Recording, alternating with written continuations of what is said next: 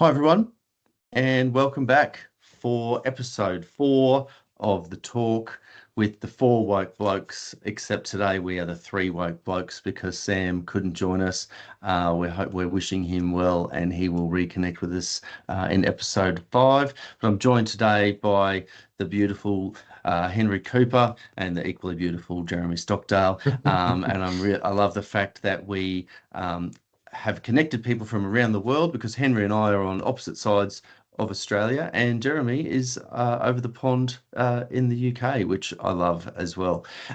So to start off these episodes, as you might know by now, I like to start with an acknowledgement of the traditional landowners on the grounds in which I'm joining from today, which is Barringam land, traditional home of the Waka Waka, the Gibel and the Jarowa peoples here in Australia. So thanks for joining us. And Jeremy, how are you? You haven't been able to make the last couple. It's great to have you back. Yeah, how you going? Yeah, good. So I mean, it's going to be a bit of a quick flex, but I'm actually not joining from the UK today. I'm on my second favorite island, which is Mauritius. So I had to get there in quite quickly. It's get it out of the way. So No one likes a I'm actually bragger. here. All right. Yeah. Yeah, so I'm here for work. I've got work with some clients over here, but I've actually gonna have a week's holiday first. So I'm just gonna have a week, and I think it's probably the first holiday I've had that I can remember for at least 2 years. First proper holiday, possibly even longer than that. I just can't think when I last had an actual holiday. And yeah, I'm sorry I missed the last couple. I think, Mark, you and I spoke. My mum fell ill in March, passed away in June, had the funeral in July. Everything was very peaceful. The funeral was very beautiful, but clearly that's a big life event, and that sort of took precedence for a while. But so yeah, hence one of the reasons why I'm keen to just have a week where I do very, very little, other than obviously talk to fabulous chaps like you. But yeah, I'm very good, thank you, mate. Really good to see you both. Oh, that's beautiful. Thanks, Jeremy. And yeah, all the best to you. You've been going through a tough time. And it's a testament to the fact that Henry, Jeremy, and I don't really do much prep work for these because I forgot that you were in Mauritius. So there you go. We like to keep these chats organic. So hopefully for the watchers and the listeners, it just feels like 3 blokes catching up. Henry, how are you doing? I'm doing well. I'm not Mauritius well, but I'm doing pretty good. The sun's out. I'm feeling good. Work has been great. So just ready to get stuck into the conversation. I love having these conversations with you guys. So I look forward to them every time we have them. So yeah, I'm feeling great. Oh, that's great, Henry. Thanks for making the time. No, it's always good to see you too. So, look, today's a little bit different than maybe our last couple. The last couple we've had some beautiful guests on, which has been great because we had some experts and some everyday folks, I suppose, who wanted to share their views with us around how we can all make the world a better place. And I hope you've checked out the previous episodes. Today, I thought we'd just dig in a bit deeper with Jeremy and Henry and myself, and hopefully you find that interesting too. I'll make a start, but I think I talked too much on the last episode, so I'm going to try and talk less this time. But I entitled this episode "Heroes," and I've broken my rule because I've been going with the '90s bangers, as you know, and anyone listening will know that "Heroes" by David Bowie is a '70s banger.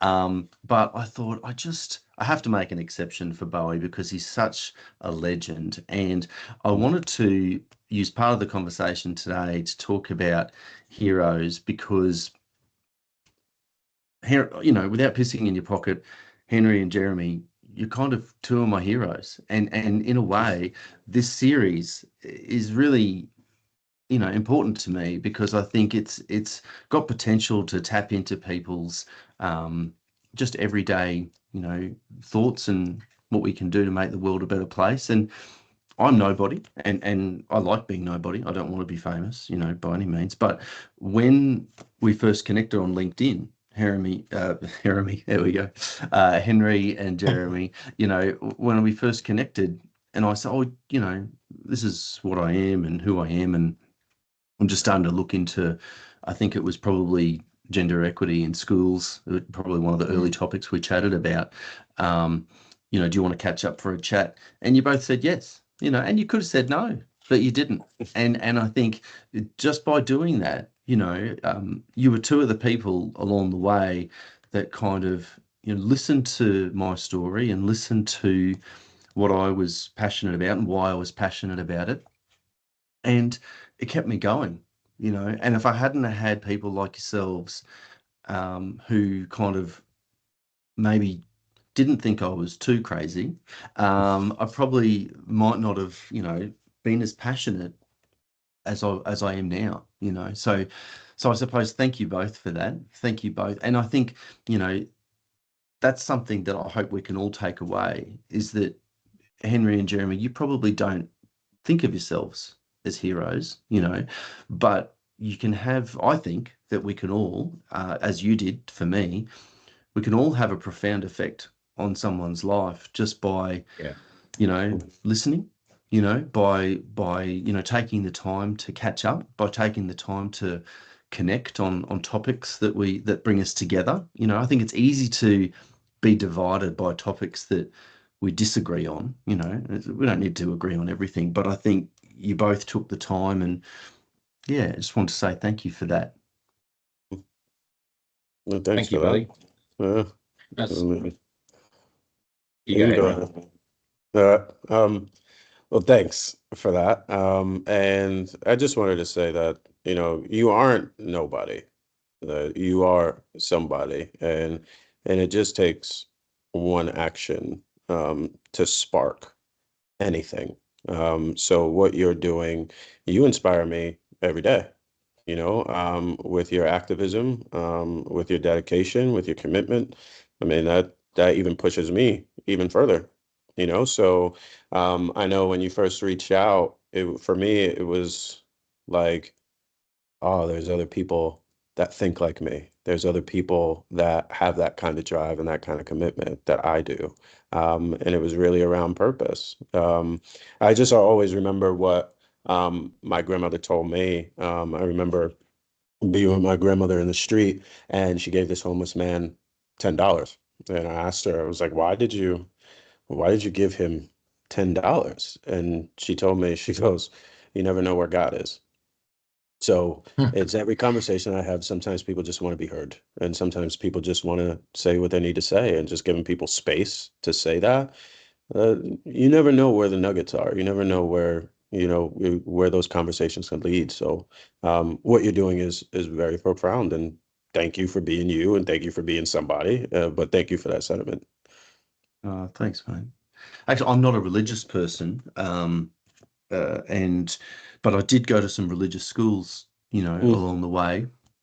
And I studied some world religions at university, back in the day, because I was interested, in different belief systems. And, I didn't want to just think of, oh, Christians think this or Muslims think this. I wanted to kind of understand what the scriptures actually represented. And when you were just talking then, I was reminded, I think anyone who is Christian is probably going to cut me down, but hopefully they don't. I think it's the parable of the poor man and the priest or something, Mm. whereby, there's a story of this old guy, and he's in rags, and he's homeless, and he was the sort of person that in the stories people used to spit on and throw stuff at, and look down upon. And then there was this priest, this holy guy, and the priest who was revered, and had the nice silk robes and all that jazz. And then one day, there was a king, and he had come back from a war or something, and he was injured, and he was all dirty because he'd been crawling on the ground. And I'm probably bastardizing the whole story, but hopefully you can remember little bits No, of you it. get, you know, And, you know. but the priest didn't want a bar of him because he was dirty, and he saw him as lowly, and was kind of, oh no, get away from me. I'm not going to help you. And the only person that helped him was the poor man, who didn't actually have anything himself, but he helped someone that needed help, without even knowing that he was a king. And then the story goes on that the king rewarded him, and so on and so forth. So, yeah, I liked that reference. Whether you're religious or not, Henry, you never know where God is, you know, and I think we should be kind to everyone, regardless of our first assumptions, perhaps. Yeah. Yeah, What that's a about good sentiment. you? Oh, sorry. Well, there's a couple of things. I mean, first of all, thank you so much for introducing me to the phrase "piss in your pocket," because I haven't heard that before, and I'll It's an absolutely be using Australian. that. Yeah, I mean, I know there's so Did the many context Australian Indians get I through? love. I worked with a group way back when many years ago, 10 years ago, when I worked in Barclays, and there was a group of Australians. One was my boss, and there were three of my peers were Aussies, and they all knew each other from old. And the amount of fantastic phrases I picked up, absolutely brilliant. So no, I love that one. I'll be using that. So thank you. Yeah, I think there's there's a few interesting concepts in there. The one around heroes, because I think we very often, what's considered heroic is very often completely overblown. And I guess heroism for me comes from what courage does it take to do something. So I think for someone with very little voice and very little influence to actually lift their head above the parapet and maybe challenge authority or challenge power, that's really brave. It's not to say that it's braver than someone who's already got lots of power and influence using that positively.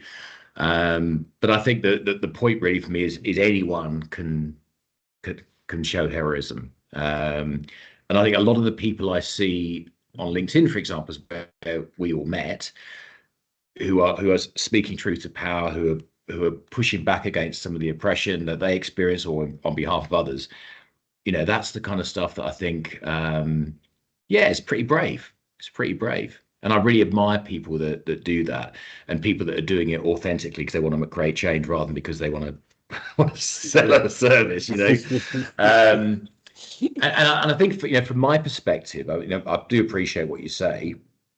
In many ways, though, for me, it's a lot easier than it is for some other people to write about what I write about. When I first started writing about it, it was because of, partly because I've been doing some education myself, and I was inspired by a T-shirt that my daughter was wearing. And so I wrote about it, and then it became a bit of a theme, and it's continued ever since. And it's continued because I'm genuinely interested in what people think and how this has expanded and it's grown. But what I'm not carrying, when I started first writing about this and talking about smashing the patriarchy as an example, I wasn't carrying years of oppression and maybe past trauma from bad things that happened. I was just talking about something that I genuinely was interested in. And I also knew that as a white man, I wasn't likely to experience much backlash, perhaps from some other white men, but generally, by and large, I don't get as much backlash that some of my peers who write about the same things much more eloquently do. And it's a theme I've been kind of exploring a bit lately. I think the point, though, that both of you have built on is that what we can do is build community, and we can amplify others' voices. That for me is a really powerful thing. So the very fact that the three of us, led by you, Mark, brought us together because we all kind of have got interest in these things, and started to create a dialogue and a community from different parts of the world. That for me is really fabulous. Yeah, thanks, mate. And so, what about, if I can ask you, put you on the spot, because obviously we don't prep. So, heroes then to you, Jeremy. Do anyone, to mention names, but do people jump out in your mind? Yeah. I know we've dug into kind of how we woke up, in previous episodes. So I won't rehash that, but in terms of specific heroes along the way who have inspired you, does anyone come to mind? I mean, I think there's a number really. I used to struggle with it a little bit because I don't think at the time I had that understanding of what I hadn't internalized what the kind of people I really admired. So there's certain people I'd worked with that I really admired them, maybe because they were leaders that I worked for. When I set up my company Y Lead, I decided I wanted to have a bit of a motif of inspiring leaders, from the past, and I had a real mixture of people from. Two world leaders I really admire. I think I've got my three on there, but there's Jacinda Ardern. I really admired her style of leadership and the courage that she showed to do what she did whilst raising a child in her 30s. I thought she's someone I deeply admire as a leader, and I think it's shown real bravery. Um, Massive admirer of Barack Obama, for similar kind of reasons. I massively admire Angela Merkel because she's almost the opposite of someone like Obama. He's like a very charismatic, phenomenal orator, and you got Angela Merkel, who's just a very solid, very understated leader, but has stood up to many people throughout her entire career. So I think it's people like that I tend to admire, and then other people I think have shown great courage in the face of adversity. Um, Malala Yousafzai, for example. I mean, is another example of someone. I actually, when I first did it, I put Greta Thunberg on there because I thought, while she really does divide opinion, and not everyone likes her. I think you've got a teenage girl standing up against the most powerful forces in the world and saying, no, this isn't good enough. For me, that's proper leadership. No one gave her a title. She just chose to lead with real purpose and passion because she cared about something. So, for long-winded answer, but those are the kind of people that I would see as heroes, and it's got nothing to do with charisma or how they speak. It's not those kind of things. It's about the actions they take and what it takes to do them. Yeah. Oh, good call. Great call with Greta. Love, yeah, big fan of Greta, and yeah, she's a bit divisive, but yeah, I love her. We won't go into that, but Henry, what about yourself? Heroes along the way? Oh, sorry, I'll go into it a little bit because I don't care about poking the bears. Like when she boarded the ship and tried to get the supplies through to Palestine, I just thought, Yeah. geez, that's guts. Like that's she just like. But yeah, and then I think Trump had a go at her saying she was just, an angry young woman or something, and her response was, "Well, I think with everything that's going on in the world, we need more angry young women." And I just thought that was fucking great. Like that's Spot on. exactly, Yeah. like anyway, that's just my opinion. Disagree with it if you will. Yeah. Henry, heroes along the way. Yeah, that's while everybody was talking, I was kind of thinking about that response, and I do like Greta's a good example of when somebody doesn't wait to be presented with the title. When you're not Yeah. searching or seeking that approval, it's I'm just gonna do it, and I'm just gonna do what needs to be done, and whatever comes with that comes with that. I think as far as like heroes, there's so many different places I can take it. I know heroes in a sense would be, certain members of my family. Like my parents, just watching them navigate, raising two Black children in the neighborhood that we lived in New York City. I mean, that takes a lot. My dad, his brothers and sisters, family of, 8. So, I look at my grandmother, migrating to New York City from South Carolina, during the Great Migration, and raising 8 kids in New York City, and not one of them was on drugs or went to jail. That's a huge win for our family.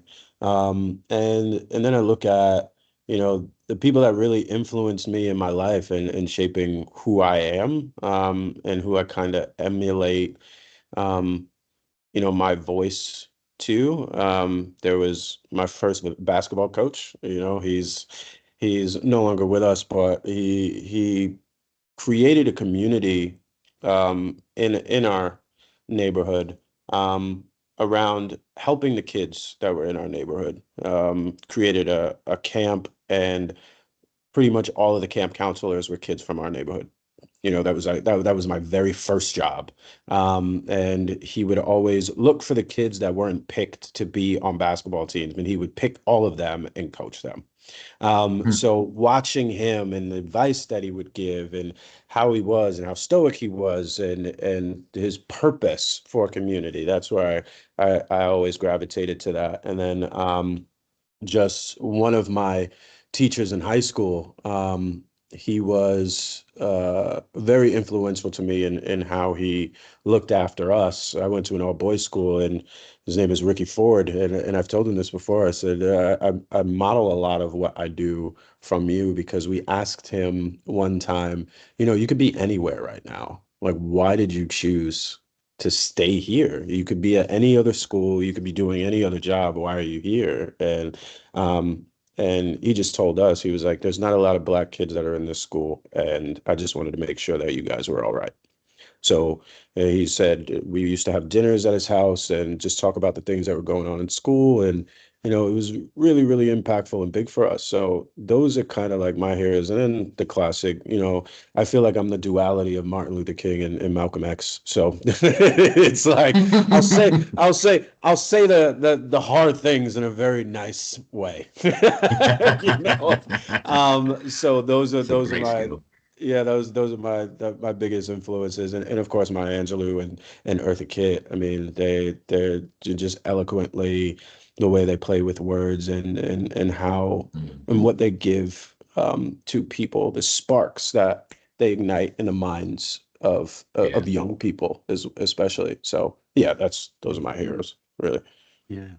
Yeah. Amazing. Yeah. Look, I was asked a question recently, because I was talking about the work I'm doing, and so how did you get into that?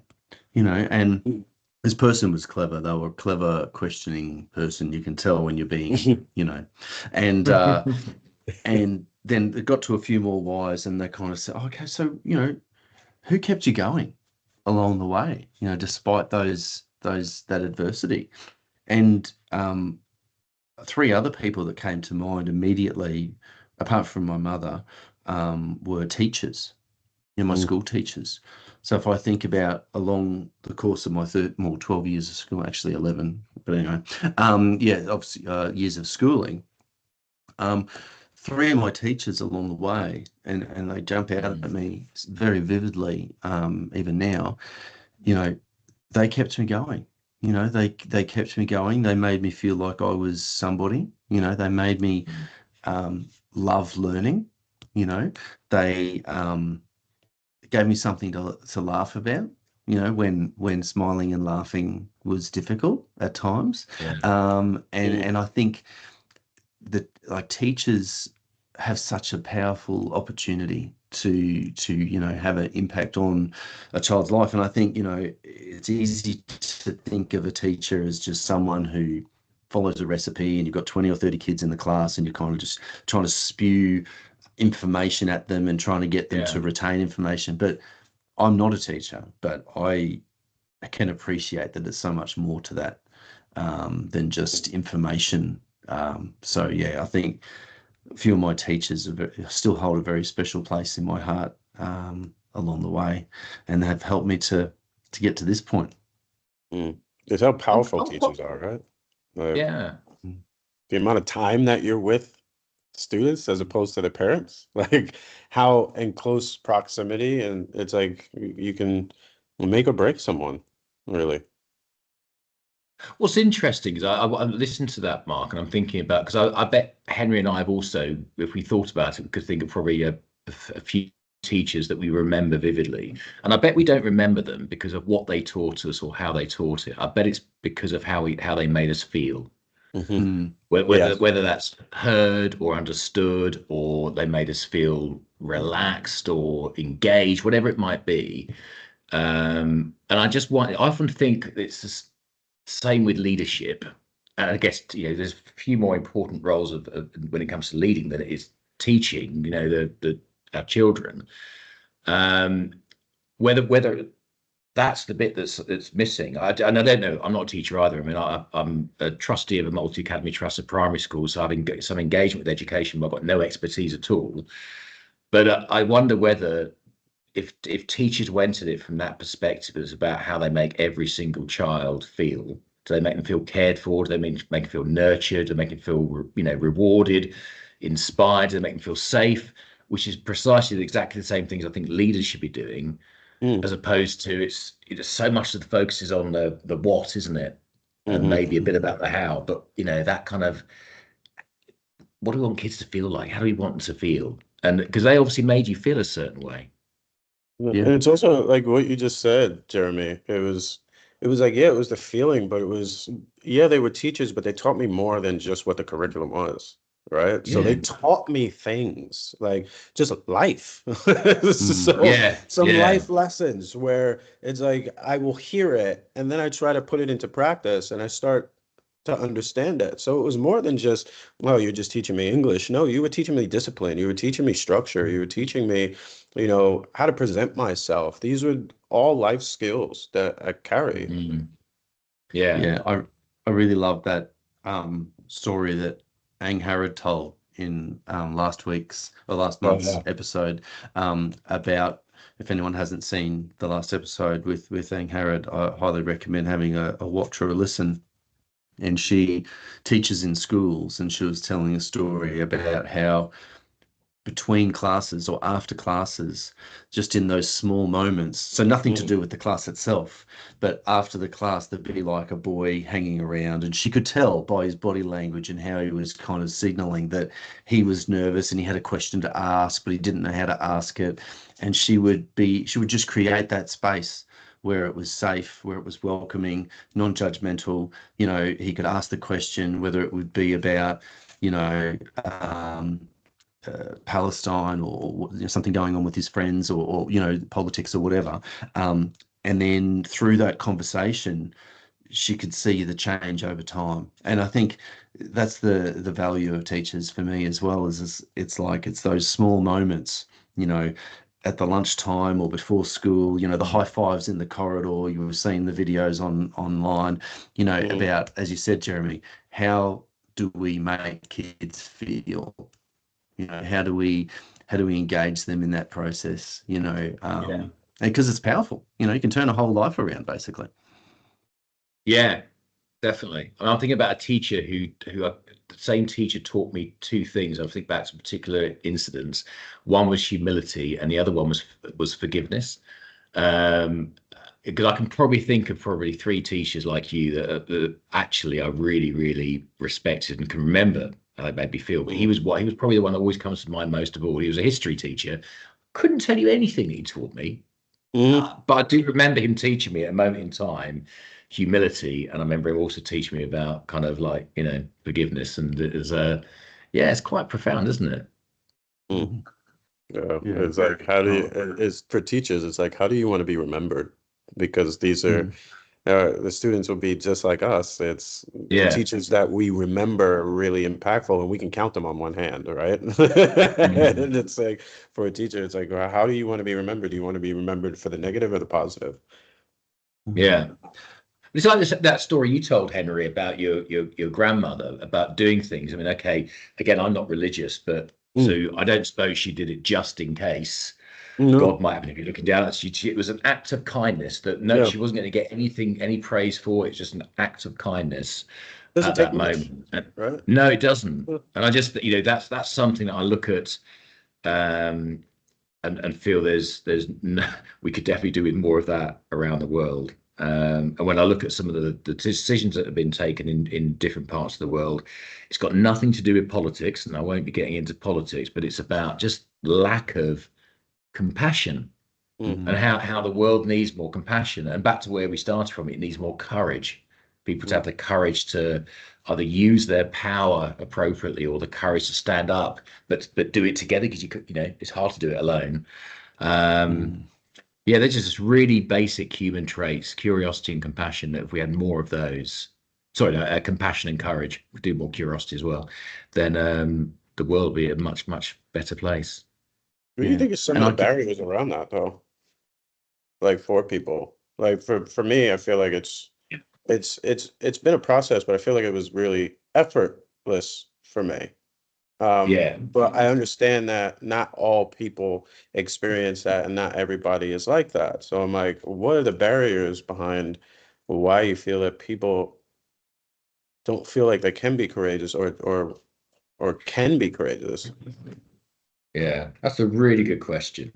Um, I think for me, there's definitely something about not necessarily realizing what is going on and what's causing you to behave the way you are. Because I've always believed that inherently the vast majority of people are inherently good and want to do the right thing.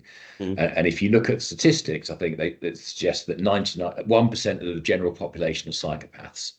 So if you assume that actually out of 100 people, you're only going to have one just avoiding isn't going to do the right thing, it's a pretty good percentage.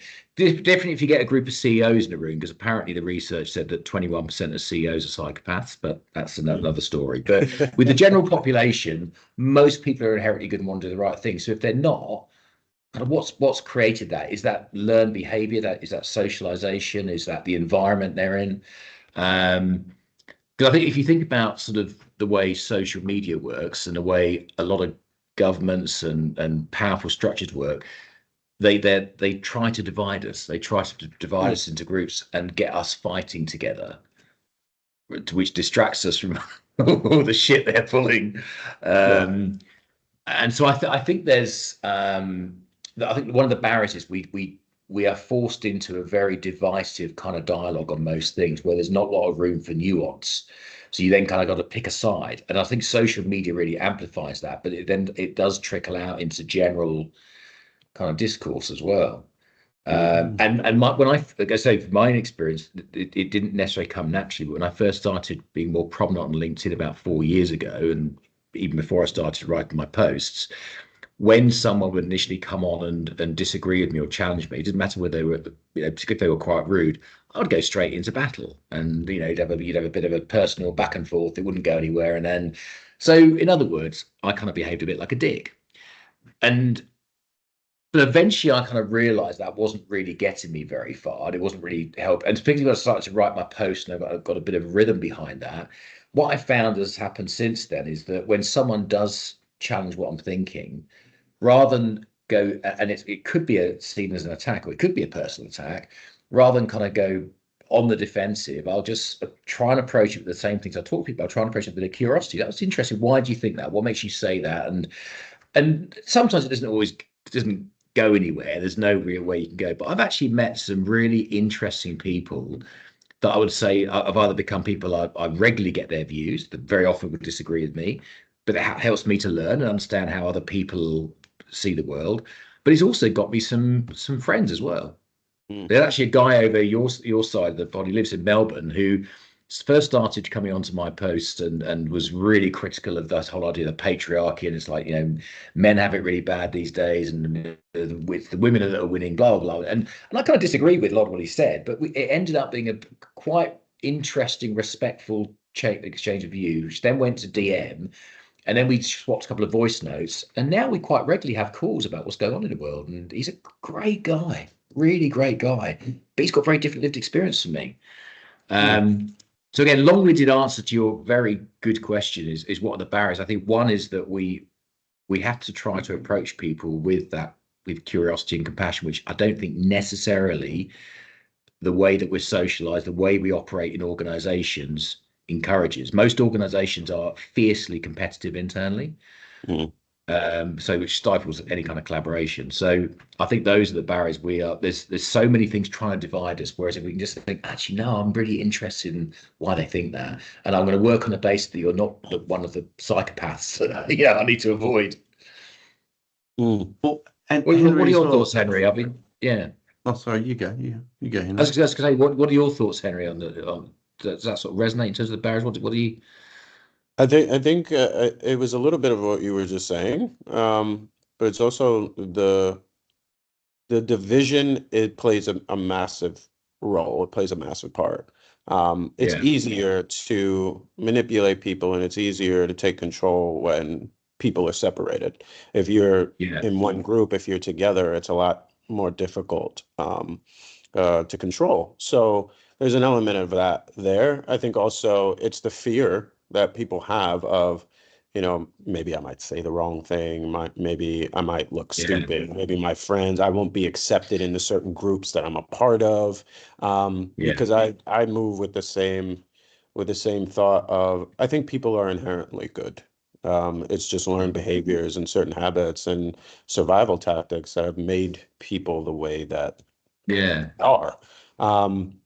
So I think there's an element of that. but I also feel like we've lost the fact that two things can be present at the same time. You know, like there's Totally agree. duality in Yeah, in thought. So it's yeah, like, yes, things are bad, but there's also good. You know, so it's yeah, and when you're talking with people, my whole strategy when I talk with people is I genuinely want to know why you think the way you think. Like I want to know more yeah, about you. And it brings me back to this documentary that I saw a long time ago where this black reporter, he was a journalist and he did a story on the head of the Ku Klux Klan in his area. And he was following him around. He was with him every day. They were having dialogue and they were talking. And at the end of this documentary, the head of the KKK renounced his position and they became best friends. So it yeah, was, I'm not here to change your mind. I genuinely want to know about you, where you come yeah. from, what your ideas are, what are your values, and I can have a conversation to that. And once we have that kind of social discourse where it's no arguing, but it's just understanding on both sides, that's when you can start seeing the change happen. But I think we've lost the art of conversation, where it's Mm. no, you have to be on this side, and if you're not on this side, then it's just wrong. And it's like there's a lot of stuff that's in the middle that we just don't talk Yeah, about, and both things can be true totally. at the same time. That is Yeah. such a great point. That's a brilliant example as well. Yeah, we really have. It's like everything has become so polarized. Mm. I mean, I'm a Libran, so I always try and see both sides of an argument. It's just can't help it, you know. But yeah, Oh, that's so I think that's absolutely true. yeah, well, if I can do the coaching thing and answer your question with a question, Henry, because I'm going to tie a couple of threads together here. You asked, what do we think the barriers are? And if I think about some of the other things we've spoken about in this, discussion today around who are our heroes, if you like, and why are they heroes, and I think about what we were talking about with Greta, lover or hater, right? Is she just tries to do the right thing, and she tries to do the right thing with courage and with fearlessness, and um, she's not being paid necessarily to do these things. Hopefully she makes some money out of it, good on her, whatever, Yeah, yeah, but yeah, but it's not her role. She's not employed as the world president of disruption. You know what I mean? She's just Greta, and she just does these yeah. things because she feels that it's the right thing to do, and she's trying to, help move the needle in the right direction. And you know, I've got a question for you, Henry, because of your role, and well, one of your roles. It's not your only role. I don't like defining people by one thing, but one of the roles that you have with CEOs for gender equity, because you deal with a lot of CEOs, Yeah. and in a way, CEOs are heroes to the people that are under them. They look up Yeah. to them. They're responsible for them. They care for them.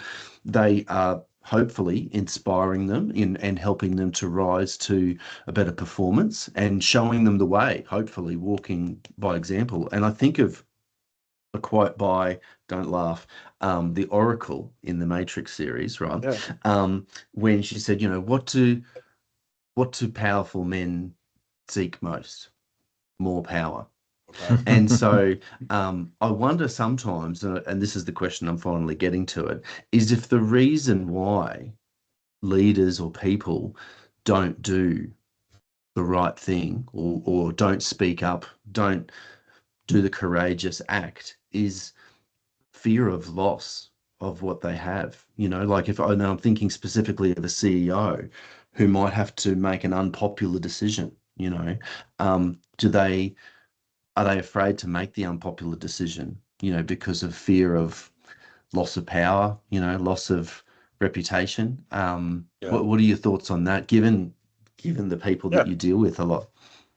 I think it's remembering that the direction doesn't solely come from the CEO, right? Mm, So there's still people that yes, they have to answer to, right? So regardless who's in that role, and predominantly it's always men in those roles, but whoever's in that role, they still have to answer to the board. And the board is the one that gives the direction of the organization of where they go. So if there's an unpopular decision, it's always, yes, this is their decision, but it's also coming from somewhere else. So the accountability has to be spread around to the other parties that are a part of the organization. But the leaders that I work with, they want to do good.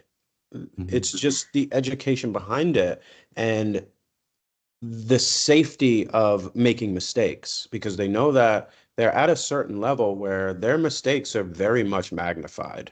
So Yeah. it's a very short leash of error that they have.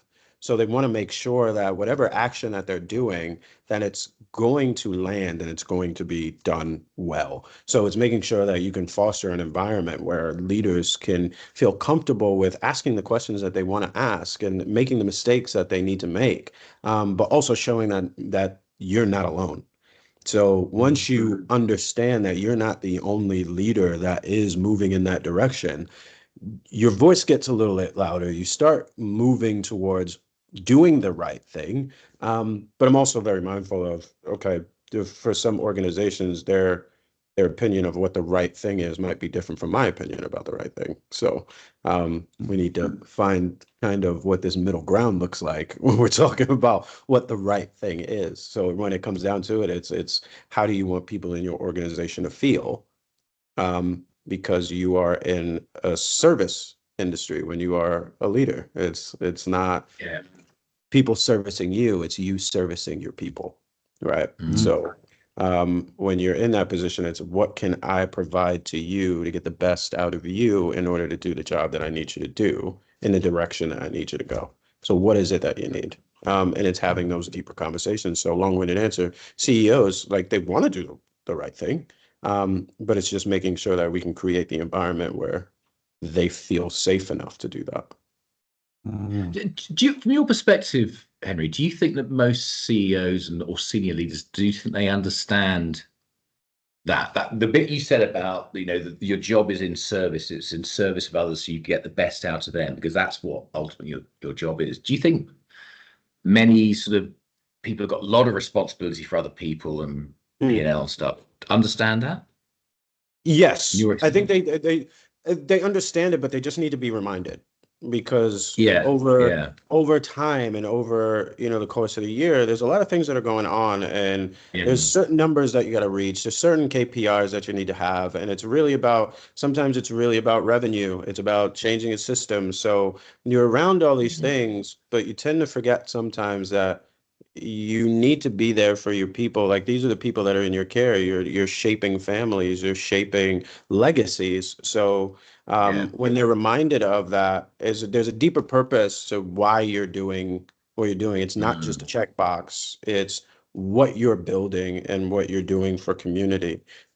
So when they start grasping that, when they start to remember that, that's when you see a lot of the action happening. They start reaching out for, certain questions, and they start being a lot more vocal in their comms, whether internally or externally. Yeah.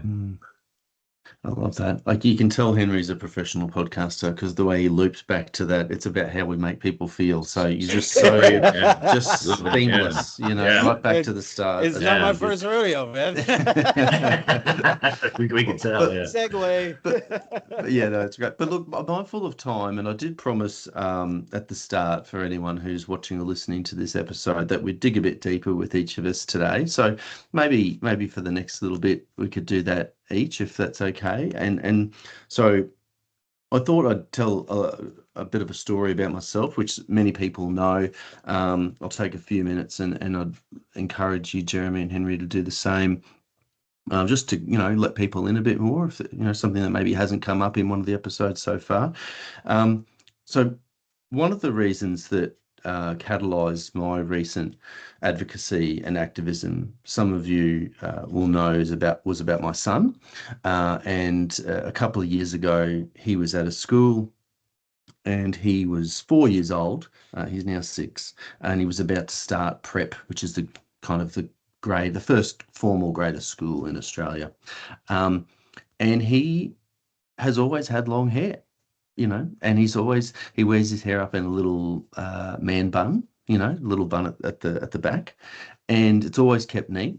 And we've tried to cut it a couple of times, and he doesn't want to cut it. And so he has long hair. Now, it never really occurred to me because I didn't really think about it. It didn't seem like a big deal until we were about to start school.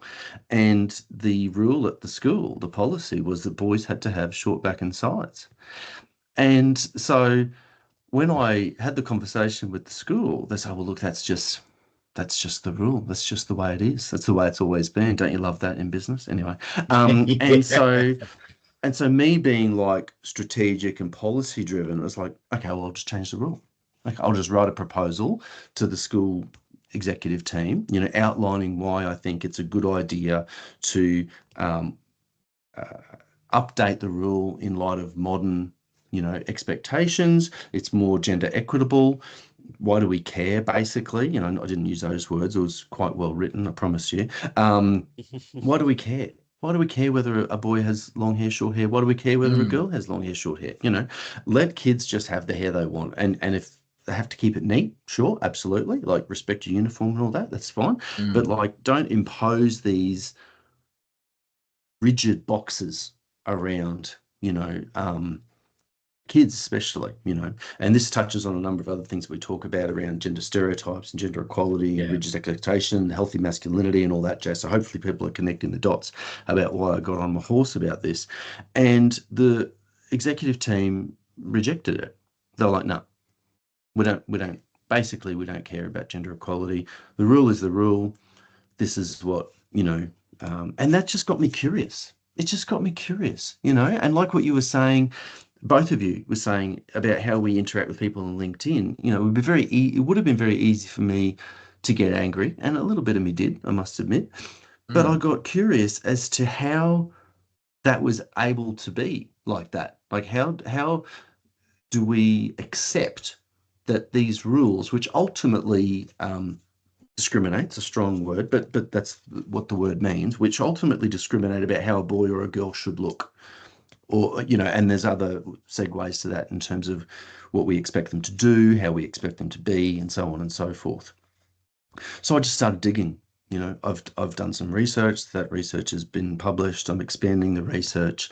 I've founded a couple of social enterprises which are trying to improve equity in schools, because I believe that kids should be able to be themselves. I think, and there's plenty of research that's out there that aligns with that in terms of mental health and psychological safety. But also, one of the big ones at the moment with all the violence we're seeing is that gender inequality is actually one of the contributing factors to violence. One of the reasons why men are, it's not all men, I know, but why we see a lot of gender-based violence is because men and women don't see themselves as equal. And in most of the instances where men and women don't see themselves as equal, men see themselves as superior and women see themselves as inferior. And that creates these issues that can lead to violence. So something as innocuous as long hair, such a small thing, just got me curious. And I just started digging.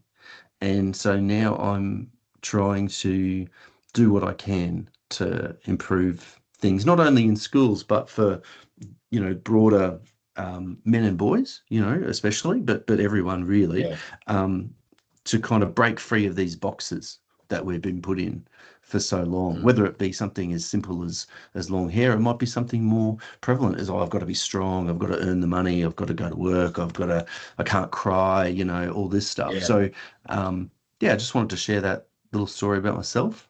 And I'd encourage Jeremy or Henry, if you want to jump in, I'd love to hear a story about yourself. that maybe you haven't shared to the listeners so far? Jeremy, there you go. I have to pick someone. You both. Yeah. Well, I saw Henry was. Looks like he's really thinking of something. So I want to kind of, cut it just as he's about to say something. I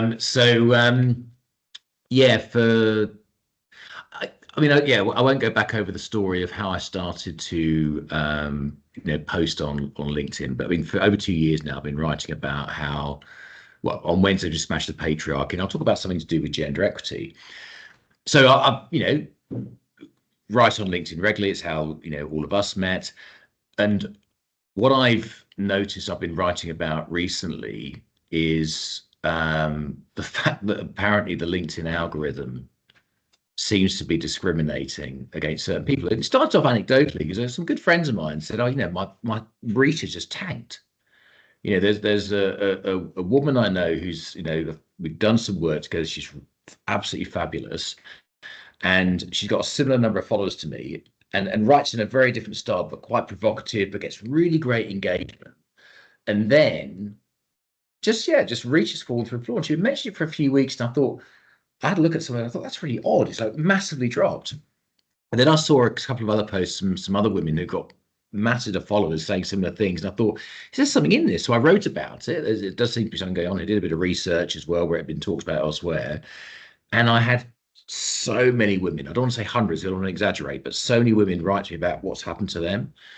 So the following week, I then wrote about how I listed all these women and said, these are the ones that their reach has tanked. Some had a few hundred followers, some had tens of thousands. It's a real mixture. And then I built on that last week. And tomorrow I'm going to write about the number of men that have engaged around this. And I guess I'm sharing that because it's a relatively recent thing that I've been involved in. And it's the fact that I just want to hear from diverse voices. I don't want to just hear from people that look like me, sound like me, because I kind of know I know those stories. And I think it's only really in the second half of my life, because I'm 55 now, that I first started to become really curious about the world. And again, it was triggered by certain things, reading certain things. But yeah, I want to kind of have my ideas about things expanded. And I think probably most people do. I mean, maybe it's a bit back to what you were saying earlier on, Henry. There's a fear of the unknown. There's a fear of finding out you might have been wrong about something. But, whenever I find out that I'm wrong, and that's most days I find out I've been wrong about something, it means tomorrow I'll be less wrong, So yeah, I think that I just want to hear from as many different people as possible. I want people to disagree with me. And again, it's another example of how some of the systems that behind the scenes are not working in favor of doing that. When you actually got an algorithm, the most powerful business social media platform in the world, there's pretty good evidence that suggests that has been manipulated to silence certain voices, not just women.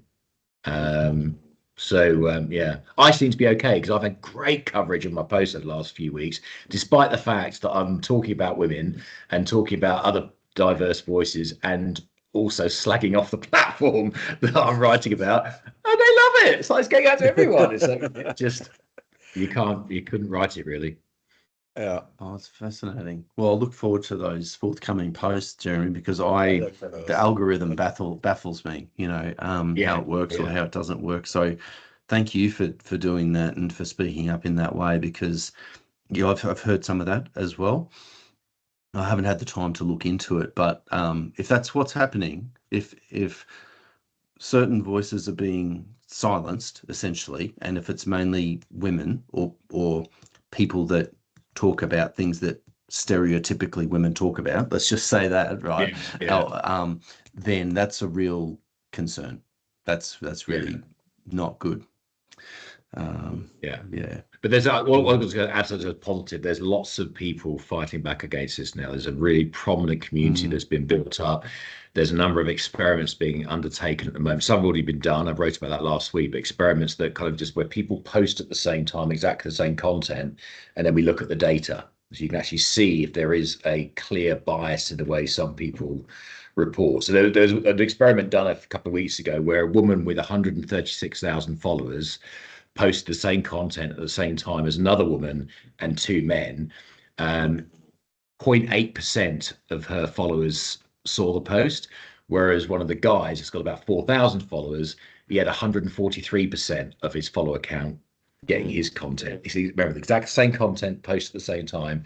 So there is something going on, but we're going to gather more data on those. I wonder, I'm like, with those, the thing that I think about that comes to my mind, like I always think about the business side. So I'm like, how many of those people are paid subscribers and who isn't? Like, is LinkedIn rewarding the it's a great paid? question. Well, it's a Are really they good rewarding the question. paid and not the unpaid?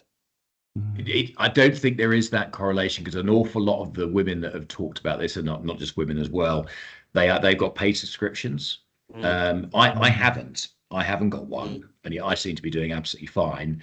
And quite a few women have said, I don't know why I'm paying for this, because I've actually seen, since the algorithm changed in February, they've seen their impressions tank, when really the paid service you should be getting many, many more, but that's not the case. So and that almost then starts to look into that. Does that almost seem fraudulent, illegal, that they're kind of putting they're saying you're paying for this service, going to give you this, and then in the background it's being changed. So I think that one of the experiments taking place this week is to look at that and look at a lot more data behind whether there is a difference. But certainly an awful lot of people I know, and including the person I mentioned earlier on, they pay for it.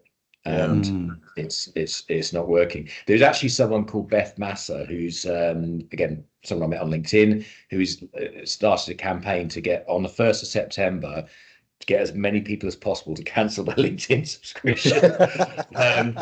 But vote with your pockets. If you know, if you're not getting as a what you want collective, from you're the a lot service, more stronger. You're a lot more stronger as a collective. that money is talks, exactly the point. you know? Yeah. So like, even with that, I'm like, it brings me back to that quote that we had about power. It's what do people with power want? They want more power. Yeah. So when you look at the system, there's always going to be a certain part that is going to try to stop you from doing what you need to do to push the envelope, to be different, to give these different perspectives. The system is designed to stop that. So it's the acknowledgement that there's going to be a lot of this coming up as you grow. This is going to happen. So it's looking at, okay, where can I find the loopholes? How can I use this system against itself? And work in that way. Once you build those followers, it's like, how can I take followers off of this now? So you don't want me here, I'll just take everybody with me. Yeah. And that's how you Jeremy, that's how you can go against that. You've picked the hornet's nest with that one. I love that contribution. So, but just being mindful, Henry, tell us a story. Tell us something about yourself, or it could be something recent like Jeremy. It could be something longer ago. One is recent, and one ties into something that happened a while ago. So the recent thing is met up with a friend of mine, and they just had a baby, and 4 months, and their partner, he is absolutely enamored with his little girl. Like, he is smitten in love, right? So he wants to go everywhere and do everything with his child. And what he noticed is that he was going to these little swim groups that they have, or parent groups that are around, and he didn't see any men there. And the other side of that was he was getting strange looks from the moms. Like, why are you here? And it's like, am I not a parent? Like, I want to be around my daughter. And he made an observation where it was like, hey, during the sports stuff, there's tons of dads always there. He said, but when it comes to like the dance recitals, when it comes to, like the swim lessons, it's all these other things that aren't sports related. You don't see dads there. So he's like, are dads feeling like they don't belong there?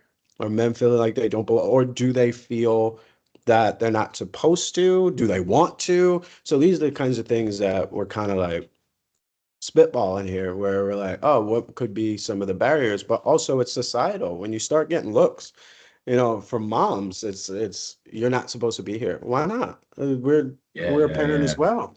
And then it brings me back to another story where I was speaking at a school, and I was speaking to young men, and it was really around like regulating your emotions, but also letting them know that you can cry, like crying is okay. Mm. And I remember seeing this young kid and, gave him a handshake and gave him a hug, and I didn't think anything of it. And he actually told his teacher, he was like, that was the first time that a man has ever hugged me, and it felt good. He was like, my Oh, dad doesn't hug me. And Mm. he was like, oh my God. it just felt, he was like, it felt great. And he said that he broke Yeah. down that day. And I'm like, what first in society? I'm like, what are we doing? How are we actively Yeah.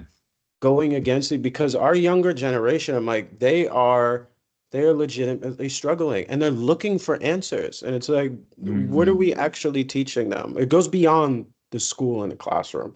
It's how are we fostering their development and how are we leaving this place a lot better than when we found it? Because a lot of the things that we Mm. went through didn't serve us. So what are we carrying through and what are we leaving behind and what are we actually giving, to this next generation to latch onto and to bring forward? So yeah, that's a Mm. little story from me on the Wow. work that I do and why I do what I do. It's like Mm. it's just one instance that really pushes, your motivation. Yeah, that's amazing, Henry. I love that. Beautiful And story. yeah, look, it's a testament to the fact that, I don't believe that any of us are performative allies. Although I have got some interesting comments through LinkedIn Oh, me too. about you guys aren't out there, doing it. You're just talking about it. I'm saying, yeah, well, we talk about stuff, but we are actually out there doing stuff Yeah. too. But that's okay. What you're But supposed to do, if anyway, you do something, film it, and then you'll be like, "Oh, look how performative Yeah. that is." oh Yeah, man, look, I don't want to, like what you were saying earlier. I don't want to get into disagreements with these people, but I think we yeah, do these conversations for a purpose. But I'm really glad that each of you have shared today that we're out there doing stuff as well. And these conversations, I've had people reach out to me and say, really love that you're having these conversations, that you're bringing men into having conversations about topics that, typically historically have been led by women, or that we need to invite more men into having conversations like this. So I think the conversation is a thing in itself, but I'm really, like I said at the start, I'm inspired by both of you and Sam as well in terms of the things we do outside these conversations, So yeah. if people listen to these conversations and they think that this is the entirety of who we are, I would say, well, let's have a chat and we'll talk about the other stuff that we do as well. So, Yeah. um, Yeah. but look, Not yeah, every anything else from comment, either of you? not every comment needs a response. That's what I've That's right. learned. That's right. Yeah. That's right. Just some Yeah. people. Sometimes silence is the best Yeah. response. Yeah. Yeah. Um, Yeah. So look, it's been really lovely today. I've enjoyed catching up. We don't talk between these sessions, so we probably should, but that's okay because it's Yeah, we really like should. just Yeah, Yeah. mates definitely. catching up. But I hope people still enjoyed the chat. I hope they enjoyed our perspectives on a few things and hearing a bit more about ourselves. And like I always say, if you want to reach out and have a chat, you can reach out to any of us. Yeah. If you want to suggest a topic or a question or a speaker, please do. Mm. Otherwise, that's it for this month. And thank you, Henry. Thank you, Jeremy. Thank you. Anything else from either of you Pleasure, before I wrap chaps. it up? No, I'll be off to the beach soon. No, just thought I'd mention Good on you, mate. No, you Yeah. deserve it. Yep. Mind you, Mauritius. you two, you guys, you guys are in Oz, so you can just go to the beach Yeah, whenever you some want. people have it so hard, right? That's true. Well, look, on that note, everyone can think about Jeremy and Mauritius, and I thank you all for listening or watching. Thanks, everyone. Thanks, chaps. Bye.